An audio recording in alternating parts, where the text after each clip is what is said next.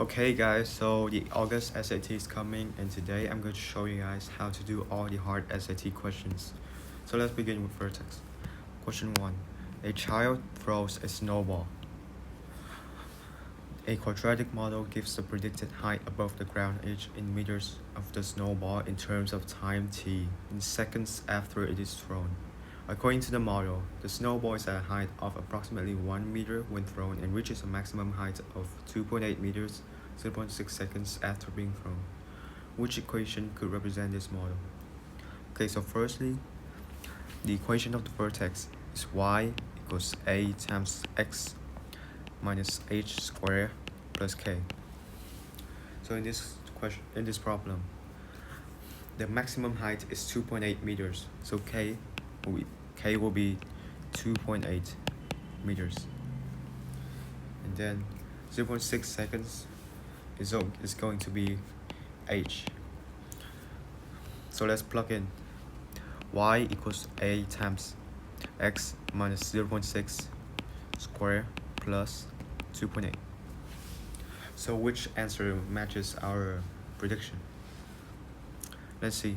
So first one, so negative 4.9 times t minus 0.6 plus 2.8.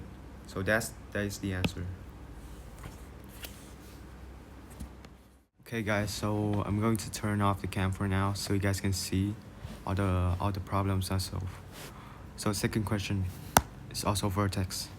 A quadratic function models the height in feet of an object above the ground in terms of the time in seconds after the object was launched.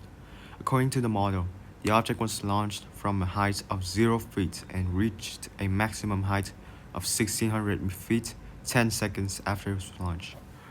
Based on the model, what was the height in feet of the object 15 seconds after it was launched? So, the same thing. The equation of the vertex, y equals a times x minus h squared plus k. This problem, the maximum height of 1600 feet after and 10 seconds after it was launched. So k equals 1600 feet. And 10 seconds will be our age. So it's asking of the object 15 seconds after it was launched. So firstly we gotta plug in all our known values. So what are we missing? There's a. So I just said that it was launched from a height of 0 feet. So we gotta plug x and y equals 0 in this problem to find the value of a.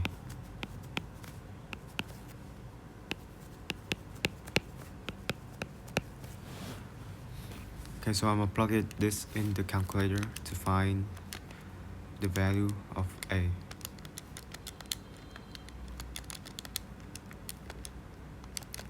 So a is equal to negative 16. So let's rewrite our equation.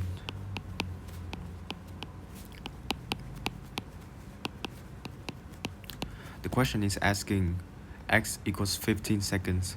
So let's plug in x equals 15.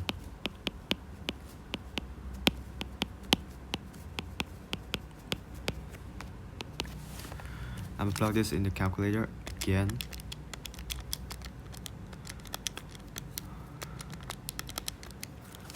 And the answer is 1200 feet. Okay guys, so the third question is about trigonometry.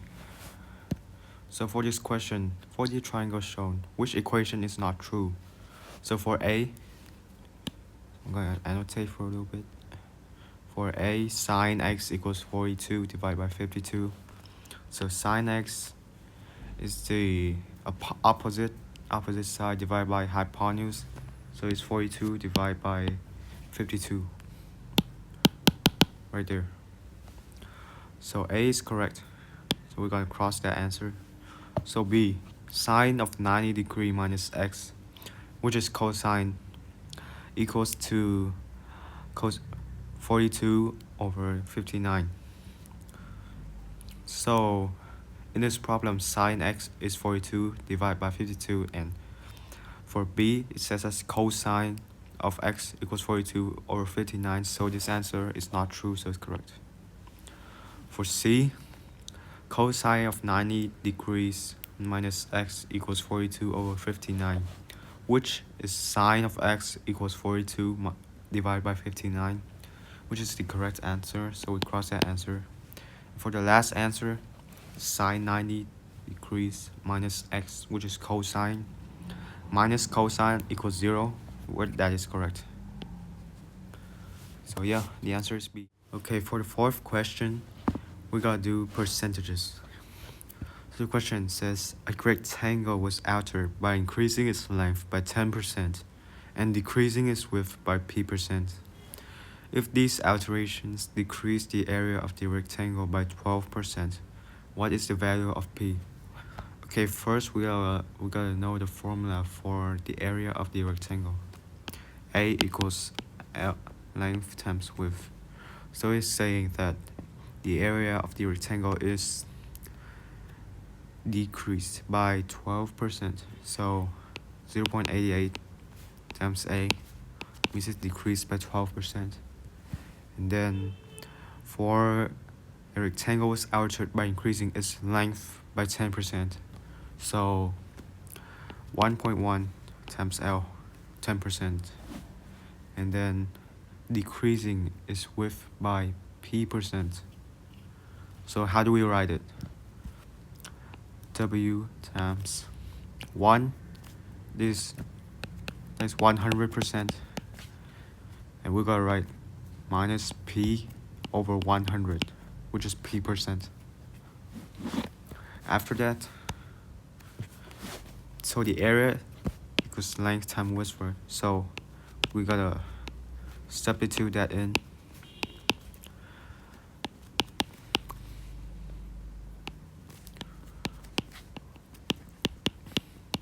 Yeah. After that, we gotta, so the length and the width are the same, so we're gonna cross it out. And we have left with 0.88 equals 1.1 times 1 minus p over 100. After that, we gotta divide both sides by 1.1. On the left side, we gotta have 0.8. The right side, we gotta have left with 1 minus p over 100. So our goal is to find p. So let's calculate it. So it will be negative 0.2 equals negative p over 100. So negative p will be 100 times negative 0.2. So that will be negative 20. Finally, p will be 20. So what's the question asking is the value of p. So the answer will be C. Okay guys, on to the fifth question. So it is about rearranging equations. So this question said that R equals F divided by N plus F. So I'm gonna write it out. N plus F. Okay, so a website uses this formula above to calculate the seller's rating R based on the number of favorable reviews F and unfavorable reviews N. Which of the following expresses the number of favorable reviews in terms of the other variables? So we gotta put F in terms of other variables. So let's see. We're gonna start by multiplying N plus F by R first. So let's write out.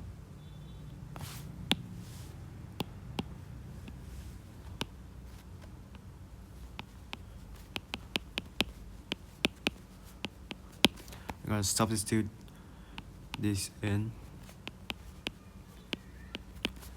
equals F. After that, we're gonna put RF to the right side in order to put F on single number.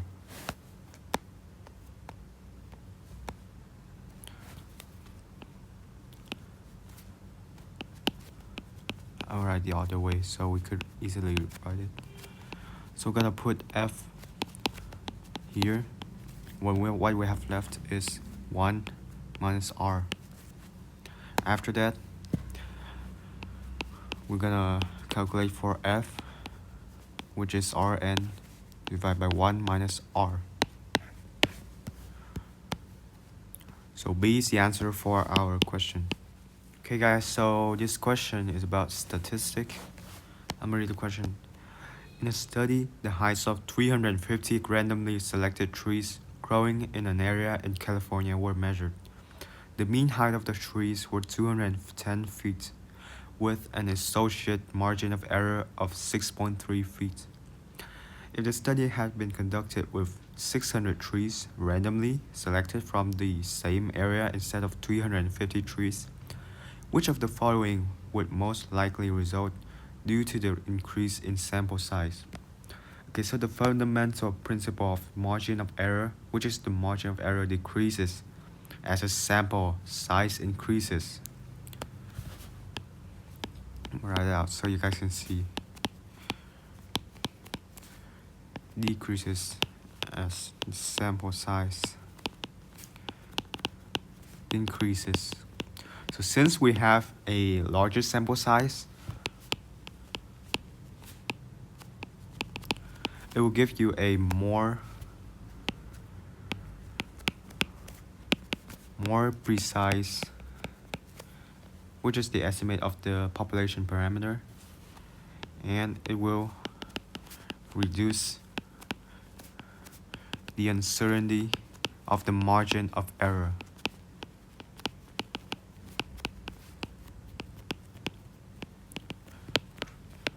So finally, the margin of error would decrease since we have a larger sample. So the answer will be less than 6.3 feet.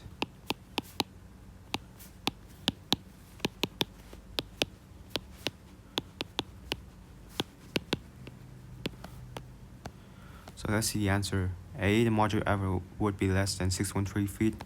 Yes, this would be the answer. B, the margin of error would be greater than 6.3 feet. That is wrong. The mean would be less than 210 feet.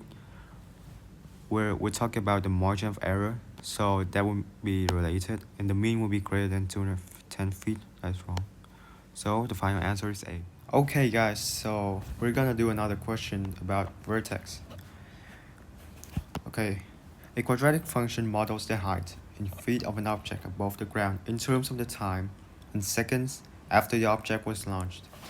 According to the model, the object was launched from a height of 0 feet and reaches maximum height of 1600 feet 10 seconds after its launch. Based on the model, what was the height in feet of the object 15 seconds after it was launched?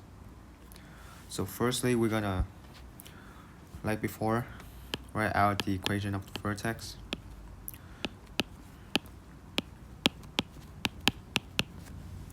Okay, so we have the maximum height of 600 feet.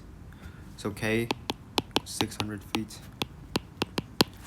H, 10 seconds after it's launched. H will be 10 seconds. Okay. So the question is asking the height of the object 15 seconds after it was launched. So in this equation, we didn't have the value of A. So let's plug it in first.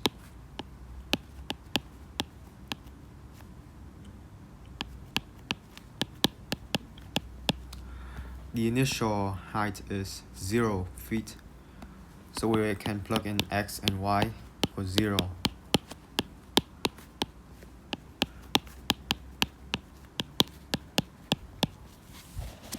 Okay. Okay, so I take out the calculator to calculate this for A, which is a equals negative 16. Let's plug a inside the equation.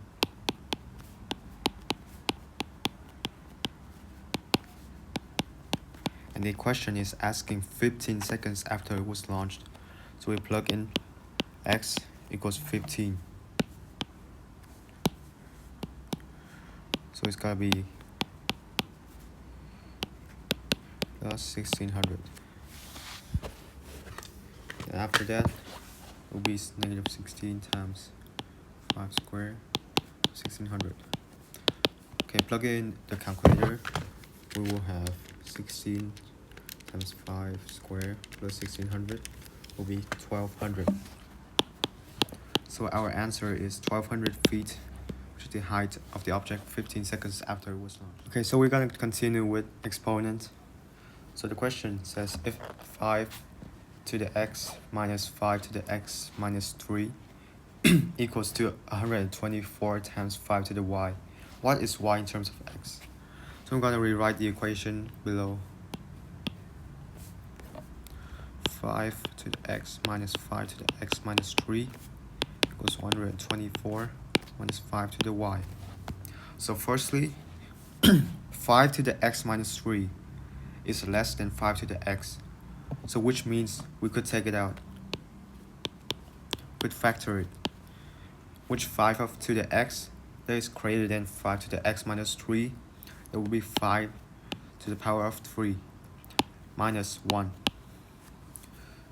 And after that, we write the same thing over here. 5 to the 3, 5 to the power of 3 minus 1. We plug it in the calculator, it will be 124.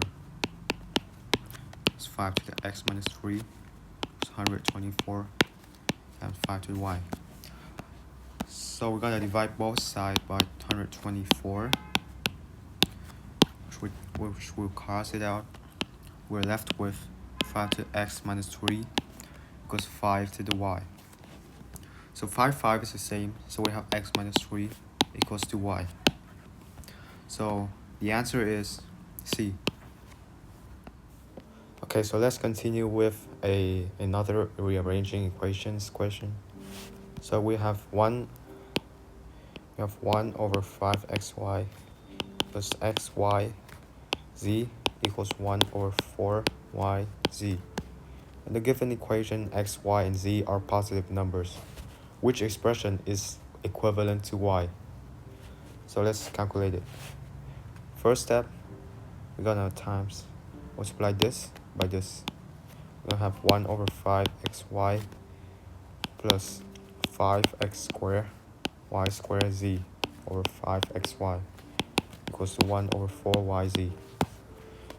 We add it together, we're going to have this over 5xy equals 1 over 4y squared.